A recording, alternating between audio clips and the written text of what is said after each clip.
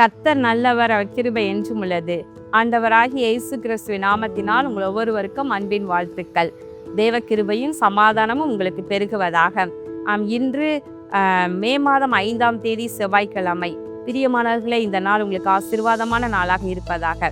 இன்று நாம் தியானிக்கும் வசனம் 1 தீமோத்தேயு 4வது அதிகாரம் 8வது வசனம். சரீர முயற்சி அற்ப பிரயோஜனம் உள்ளது, தேவ பக்தியானது இந்த ஜீவனுக்கும் இதற்கு பின்வரும் ஜீவனுக்கும் வாக்குத்தத்தம் உள்ளதாகையால் எல்லாவற்றிலும் பிரயோஜனம் உள்ளது. இங்கு அருமையான ஒரு வசனம். சரீர முயற்சி அற்ப பிரயோஜனம் உள்ளது. சரீர முயற்சி நம்முடைய பலத்தினால, நம்ம முயற்சினால நம்ம செய்கின்ற யாவுமே ஒரு அற்பமான ஒரு பிரயோஜனம்தான், சின்ன பிரயோஜனம்தான்.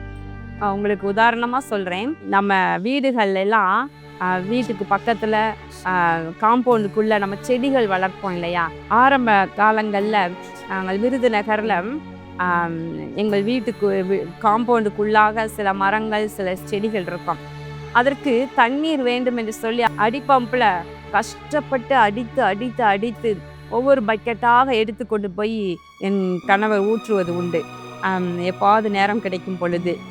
அப்போ இவ்வளோ கஷ்டப்பட்டு ஊற்றுறோமே, இது அந்த தண்ணி இந்த மரத்துக்கு, இந்த செடிக்கு போதுமானதான் தெரியலையே அப்படின்னு சொல்லிட்டு நாங்கள் பேசிக்கொள்வோம். அப்படி பண்ணி கொண்டிருக்கும்போது ஒரு நாள் திடீரென்று அந்த ஒரு சில நாட்களுக்குள்ளாக நல்ல ஒரு பெரிய மழை வந்தது பாருங்களேன். அப்படியே அந்த செடிகள் மரங்கள் எல்லாம் அப்படியே ஃபுல்லாக நனைந்து அந்த பூமியெல்லாம் குளிர்ந்து அப்படியே தண்ணீர் அப்படி உறிஞ்சி அது மழை தண்ணீரை குடித்து கொண்டிருந்தது அந்த பூமி. இப்போ பாருங்களேன், இப்போ யோசிச்சு பார்த்தா நம்ம எவ்வளோ கஷ்டப்பட்டு இந்த அடிபம்பில் அடித்து நம்ம வாளியில் கொண்டு போய் இந்த மரத்துக்கு ஊற்றினா கூட அது அப்படியே ட்ரையாக காஞ்சி போனது போல இருக்குது அந்த நிலம்.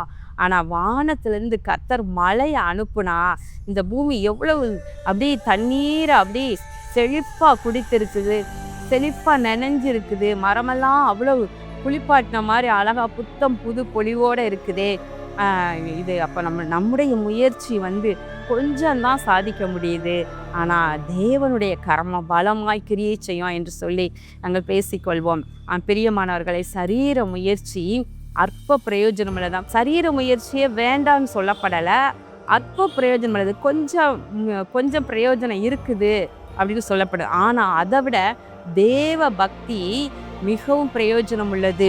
அது எப்படி உள்ளதான்? இந்த ஜீவனுக்கும் இதற்கு பின்வரும் ஜீவனுக்கும் வாக்குத்தத்தம் உள்ளதாகையால் எல்லாவற்றிலும் பிரயோஜனம் உள்ளது. தேவ பக்தி எப்படி உள்ளதுன்னா, இந்த ஜீவன், அதாவது இந்த பூமியில வாழும் போதும் இதற்கு பின்னதாக நம்ம நித்தியத்திலையும் இது மிகவும் பிரயோஜனம் உள்ளது என்று சொல்லப்படுகிறது. எல்லாவற்றிலும் பிரயோஜனம் உள்ளது.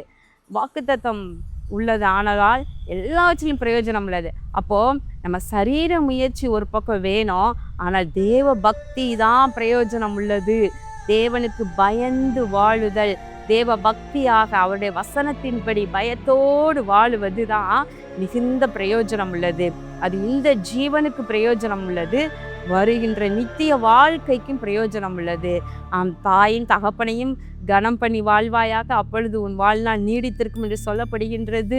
உன் தேவனாகிய கர்த்தரிடத்துல முழு இருதயத்தோடு, முழு மனதோடு, முழு ஆத்மாவோடு அன்பு கூறுவாயாக என்று 1000 தலைமுறைகளுக்கும் இரக்கம் பாராட்டுவேன் என்று சொல்லுகிறார். என்றால் நீங்க சரீர முயற்சி பண்ணி எவ்வளவோ பலனெல்லாம் செலவு பண்ணி உங்கள் சந்ததிக்கு என்னதான் நீங்கள் கிருபையும் நன்மையும் சேர்த்து வைக்க ஓடுனா கூட அது கொஞ்சம்தான் பிரயோஜனம் உள்ளது.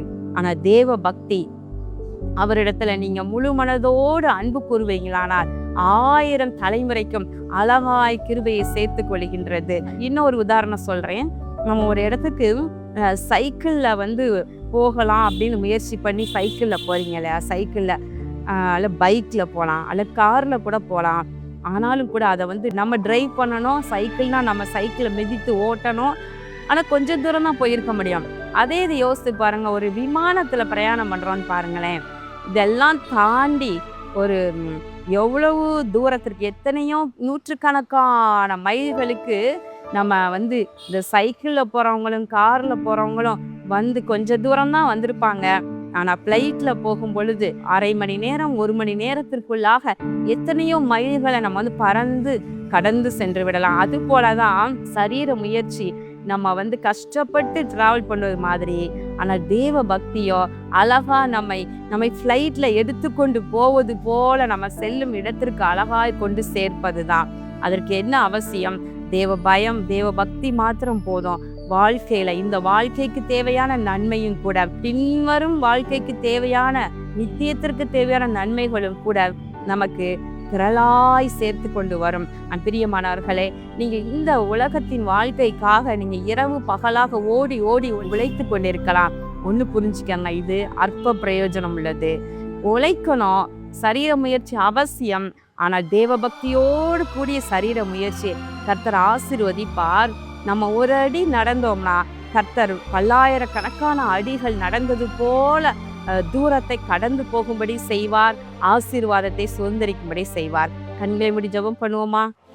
எங்கள் அன்புள்ள பரலோக பிதாவே, இதோ இந்த நாள்ல நாங்கள் தியானித்த உடைய வார்த்தையின்படி சரீர முயற்சி அற்ப பிரயோஜனம் உள்ளது, தேவ பக்தியோ எல்லாவற்றுக்கும் மேலான வாக்குத்தத்தம் உள்ளதாகையால் இந்த வாழ்வுக்கும் பின்வரும் நித்தியத்திற்கும் மிகுந்த பிரயோஜனம் உள்ளது என்பதை நாங்கள் தியானித்தோம்.